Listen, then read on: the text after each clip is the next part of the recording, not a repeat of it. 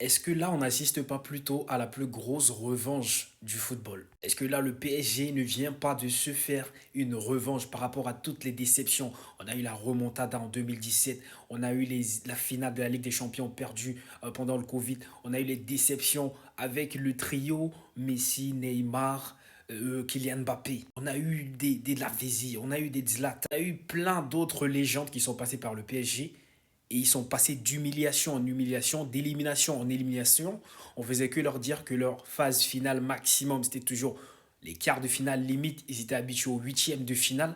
Mais maintenant, là, ils se sont vengés. Mais de quelle manière? De la plus belle des manières. Parce qu'ils ont gagné une finale de Ligue des Champions. Et comment? Et comment? 5 buts à zéro en ayant maîtrisé son sujet du début à la fin. Du début de la compétition, il n'était pas pris pour favori parce que je rappelle quand même que le PSG s'est fait qualifier pour la phase des huitièmes de finale sur un fil comme ça, ils étaient éliminés. C'est quand ils tabassent Manchester City que là, la saison du PSG est lancée et le train se met en route et la machine commence à tourner. Et la machine commence à tourner. Donc là, est-ce qu'on n'assiste pas plutôt sur l'une des plus belles revanches niveau football? Parce que c'est tout ce que je retiens de cette finale. Sinon, au niveau football, dans les deux sens, j'ai pas été satisfait de la confrontation entre les deux parce que d'un côté, on n'a pas eu une équipe qui a réagi. Je parle de l'Inter.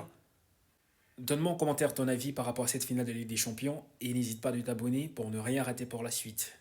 Clique également sur mon lien qui est en bio pour t'abonner sur ma chaîne YouTube.